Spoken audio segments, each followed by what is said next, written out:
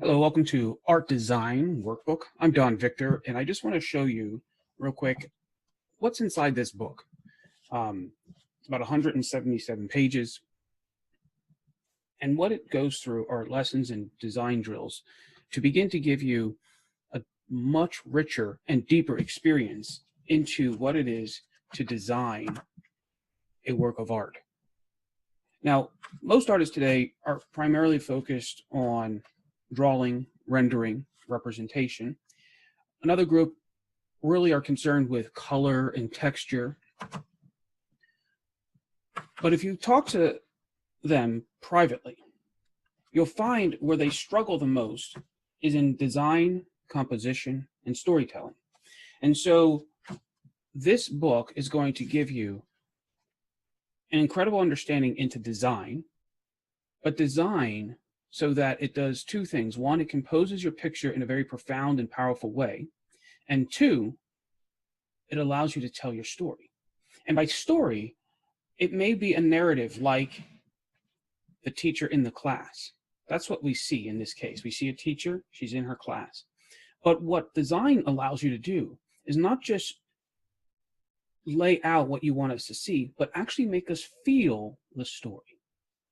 So what you draw is what you see. What you design is what you feel. And that's what's crucially missing from art today. So people want emotion. They want their artwork to come alive. They want to tell incredible stories. They want to connect with their audience. They want to share what it is that they see. And really what they see is it's a moment of feeling that they're experiencing. But how do you translate that into a visual language that can be communicated to another person? An art which isn't based on feeling isn't an art at all, says on. And he's the one who also says what we're painting is we're actually painting sensations.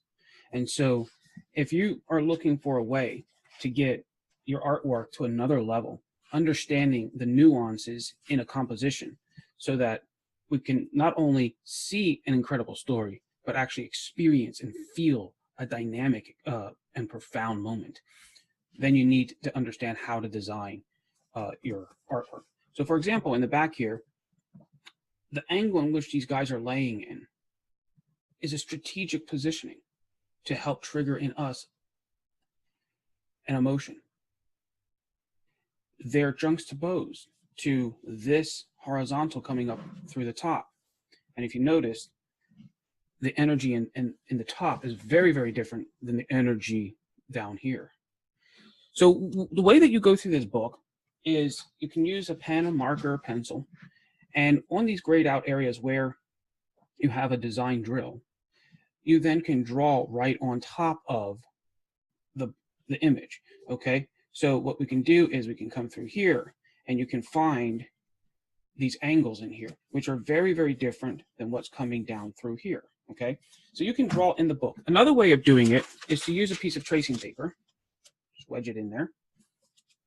You can see the image, but what's nice now is you can then draw on top of it and not always come back to the artwork later. So for example, in this case, if we bring down these verticals that are saturated in this area, and then we come through here and then out through here, and what we realize is that energy is kaput. It's a depression. It's dropping the eye down and then releasing that energy. It's, oh God, do we have to continue playing this game? Okay. Now up here, above that horizontal, where the fans are, it's a different experience. They are excited, alive, yelling and having the blast of, time of their life.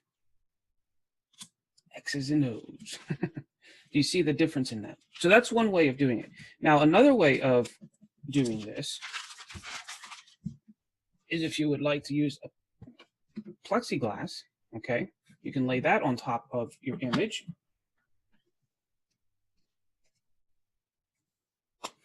And then there's these cool little dry eraser markers that you can get at the dollar store. They have a little eraser on top. So you just put that on there like that.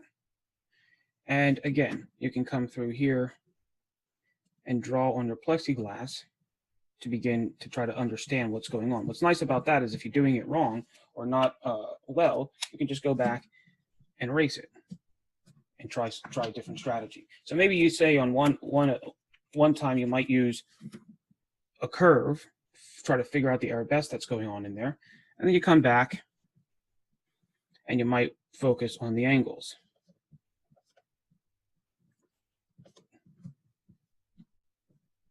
Okay? So what this book is going to allow you to do, it's a workbook. I mean, you got to work it. So what it's going to do is allow you to begin to see past the representation and really begin to see the design. Because if you cannot see the design, then you truly are not actually seeing the art. The art is in the design. Norman Rockwell here, who did all these paintings, said before he even thinks about color and texture, his drawing, which is what you see, and his design, which is what you feel, has to be perfect. And he also said that one of the keys to his success was the ability to make you feel two emotions in the same image. So you can see in this image here, everybody's looking over here, okay? That's one feeling. You could feel the eyeballs staring across here. And then that's the other feeling, okay? Like, huh. And having that experience adds magic, it adds story. It makes the viewer move through time. It engages you. It's not just about drawing what you see or showing people what you saw. It doesn't matter if you're a plein air artist, an abstract artist, an impressionist, a figurative artist, if you love doing flowers and still lifes. It's not about just representing what you see. It's about knowing how to articulate the experience that you have, because that experience that you have is different than what other people have. Everyone, for the most part, will see the same thing, but their experience with that thing will be very different. And that's what you have to learn how to capture. And that's what design and composition does. That's what I do when I'm, that's what I teach my students to learn how to extract out of the experience that they're having and then infuse that in the artwork.